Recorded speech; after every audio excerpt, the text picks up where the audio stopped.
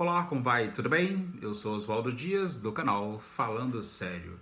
A propósito, falando sério, você sabia que a Umbanda é uma religião brasileira, resultante da mistura de elementos das religiões africanas, indígenas, orientais e europeias?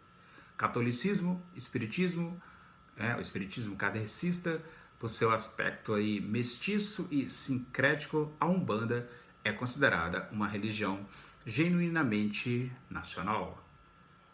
Ou seja, uma versão bastante difundida sobre a origem dessa religião, da Umbanda, né, diz que ela nasceu numa sessão espírita no dia 15 de novembro de 1908, na cidade do Rio de Janeiro, perdão, na cidade de Niterói, no estado do Rio de Janeiro. E é por isso que no dia 15 de novembro comemora-se o Dia da Umbanda. A palavra Umbanda, ou seja, ela tem origem no idioma banto, né, e tem dois significados: lugar de culto e sacerdote. Ou seja, segundo o caboclo das sete encruzilhadas, entidade mensageira, né, responsável pela definição das bases dessa religião, a Umbanda é a manifestação do espírito para a caridade.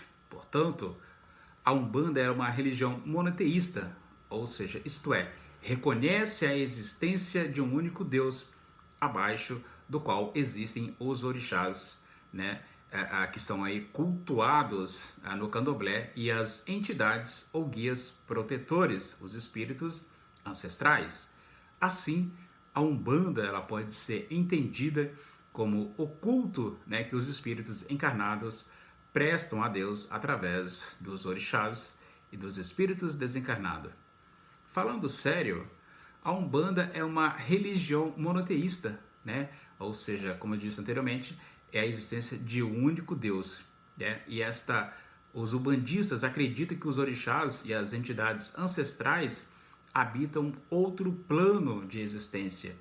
Os orixás, né, são as antigas divindades iorubás, né, cujo culto foi trazido ao Brasil pelos negros escravizados. E dentre, né, os orixás mais cultuados nos terreiros de Umbanda, por exemplo, a gente tem aí, né, Oxalá, Oxóssi, Xangô, Iemanjá, Ogum, Oxum, né, Iansã e Exu.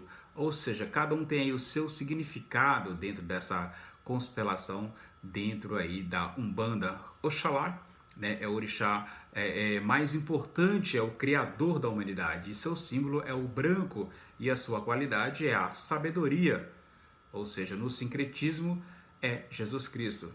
Oxóssi, que é o orixá da caça, identificado com as matas, né, os animais, as plantas, e o seu símbolo é o arco e flecha. No sincretismo é São Sebastião. Xangô, origem da justiça, do trovão, o símbolo de Xangô é o machado, e no sincretismo é identificado como São Jerônimo. Iemanjá, orixá feminina das águas salgadas, né? Iemanjá é a rainha do mar e sua cor é o azul claro e o branco, e ela é identificada como Nossa Senhora. Ogum, né, o guerreiro, associado à metalurgia, à luta e ao trabalho. E o símbolo de Ogum é a espada. No sincretismo é São Jorge. Oxum, né, orixá feminina das águas doces, associadas à maternidade, à fertilidade, à beleza e ao amor. E seu símbolo é o ouro, e é identificado como Nossa Senhora da Conceição. Iansã, orixá feminina dos raios, tempestades, trovões e vendavais. Seu símbolo é o raio, e no sincretismo é Santa Bárbara.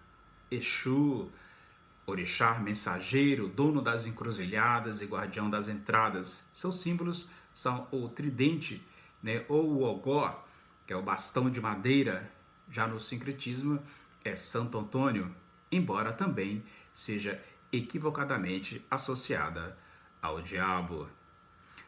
Então, você teve aqui, né, até agora, esse momento, esses nomes, né, dos símbolos dos orixás, com o sincretismo representando, né, Oxalá, Jesus Cristo, Oxóssi, São Sebastião e assim por diante.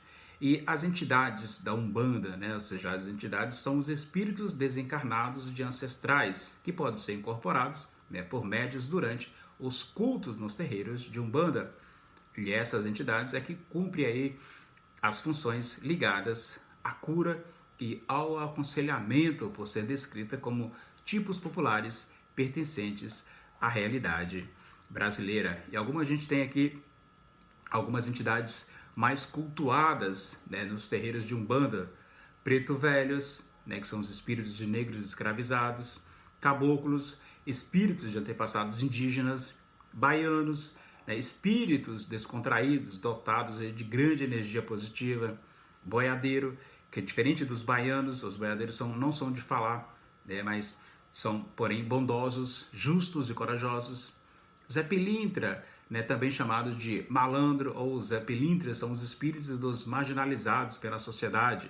É o patrono dos bares, da vida noturna. Pombagiras, associado à sedução, à força feminina e à liberdade. Pombagiras são entidades protetoras das mulheres e representam a não submissão ao masculino. Marinheiros, ou seja, também são chamados de marujos. Os marinheiros, né, são associados às águas e são responsáveis aí pela limpeza e pelo descargo. Você sabia, né, e falando sério, que o marco fundador da Umbanda no evento ocorrido, como falei no início, né, numa sessão realizada no dia 15 de novembro de 1908, né, aconteceu com o jovem Zélio Ferdinando de Moraes, de 17 anos, né, que recebeu o espírito dos caboclos das 7 encruzilhadas. E foi nesse dia que a Umbanda foi anunciada. Falando sério, ao longo dos anos, né, a Tenda da Piedade, né, foi atraindo aí adeptos. A Tenda da Piedade é quando surgiu, né, em São Gonçalo, após esta cura do Zélio, né, que foi incorporado ali o espírito do caboclo, que anunciou então o nome da religião, ou seja, as normas do culto, né, e fundou então o primeiro centro de Umbanda do Brasil, a Tenda Espírita de Nossa Senhora da Piedade, que existe até os dias de hoje. Então, ao longo dos anos, né, a Tenda da Piedade foi atraindo adeptos, né? Os adeptos foram aparecendo sob a mediação, né, de Zélio, que preparava aí os médiuns, né, e foram criados outros centros no estado do Rio de Janeiro. E em pouco tempo, então, surgiram, né, centros de umbandas em outros estados do país. Em 1930, o registro em cartório, né, do Centro Espírita Antônio Conselheiro, que foi o primeiro centro umbandista de São Paulo. E em 1932, foi fundado o primeiro centro de Umbanda em Porto Alegre. E em 1939, surge, né, da reunião de todos os centros de Umbanda fundados pelo caboclo das 7 encruzilhadas, a Federação Espírita de Umbanda do Brasil. Falando sério, de forma bastante resumida, a Umbanda ela nasce da fusão dos aspectos do espiritismo, né, kardecista, que vai surgir com a evolução dos espíritos, dos rituais mitológicos, né, dos cultos de origem africana praticados por ex-escravos e descendentes de escravos, né, em culto, ou seja, esses cultos sincréticos eram denominados pejorativamente de macumba, né, de forma pejorativa, né, e se soma então a essas duas matrizes a influência católica, indígenas e orientais, por nascer da síntese, né, desses diversos elementos. A Umbanda pode ser então aí apontada como um exemplo clássico, né, do sincretismo religioso, que a gente acabou de citar aqui agora. Falando sério, né, a gira, né, nome que dá ao culto da Umbanda, acontece nas casas de Umbanda e é constituído por orações, cânticos e pela invocação de entidades, né, que descem nos médios, também chamados de cavalos, ou seja, essas entidades incorporadas dão passes, discursam e orientam os participantes do ritual. Assim, nos rituais geralmente, né, se usam vestimentas de cor branca. Falando sério, a diferença entre candomblé e umbanda, ou seja, essas duas religiões brasileiras possuem aí aspectos em comum, porém não podem ou não podemos, né, perder de vista suas diferenças. Vou dar 2 exemplos para vocês, para que o vídeo não fique tão longo assim. O candomblé nasceu na Bahia, no século XIX, ao passo que a Umbanda nasceu no Rio de Janeiro, no início do século XX. No candomblé, os orixás são cultuados como ancestrais divinizados, né? Ao passo que na Umbanda, os orixás representam forças da natureza. No candomblé, né, os cultos, não há participação de entidades, espíritos desencarnados, como existe na Umbanda. Ou seja, em suas práticas e crenças, o candomblé é mais vinculado à cultura africana, já a Umbanda, por sua vez, é mais ligada à cultura brasileira. É isso. Se esse conteúdo foi relevante para você, se ele foi útil, deixe um sim, inscreva-se no canal e compartilhe. Oxalá. Tchau.